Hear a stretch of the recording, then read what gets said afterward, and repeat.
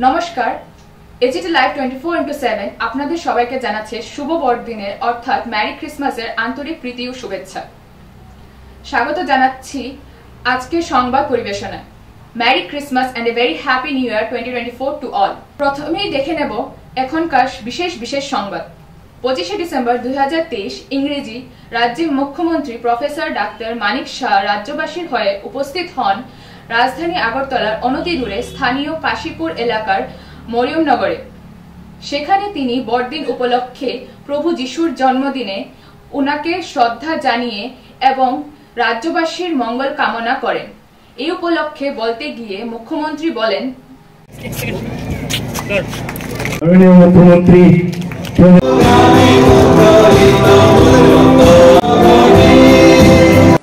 সঠিকভাবে যাতে বেনিফিশিয়ারি লক্ষাধিক মানুষের সমাগম হবে, মনুষ্যত্ব থাকবে, প্রেম ভালোবাসাও ততদিনই জীবিত থাকবে। বিধায়ক শ্রী রতন চক্রবর্তী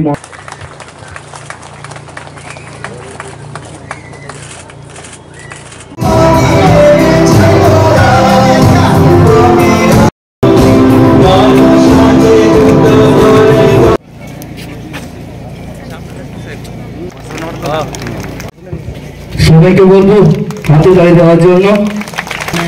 আপনাদের মাননীয় বিধায়ক এখানে বলেছেন আজকে আরেকজন আমাদের প্রাক্তন প্রধানমন্ত্রী অটল বিহারী বাজপেয়ীর জন্মদিন এবং আমাদের বর্তমান প্রধানমন্ত্রী উনি যখন 2014-তে দায়িত্বভার নিলেন উনি বলেছেন যে ওনার যে জন্মদিন অর্থাৎ আজকের দিনে এটাকে সুশাসন দিবস হিসাবে পালন করব।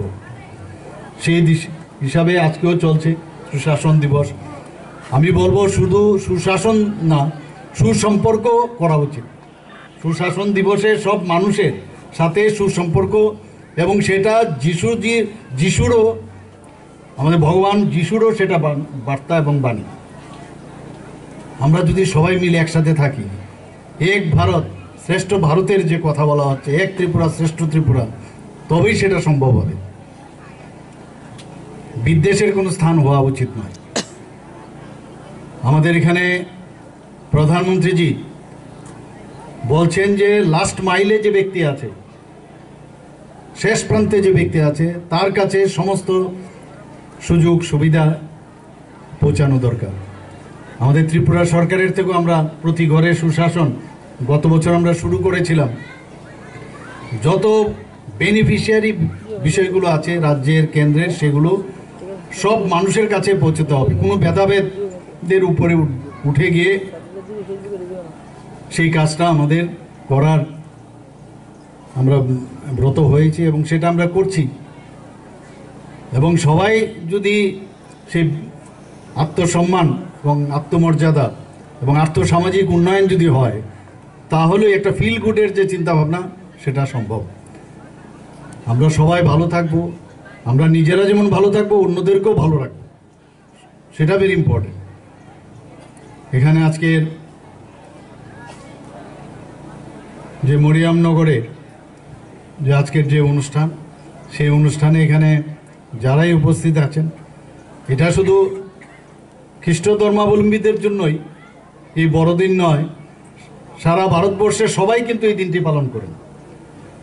শুধু খ্রিস্টানরাই পালন করবেন সেরকম নয়, কিন্তু সবাই পালন করেন সেই দিনটি। তো এখানে সবাই উপস্থিত আছেন, সবাইকে আজকের এই দিনের জন্য আবার আমি সবাইকে শুভেচ্ছা জানাচ্ছি।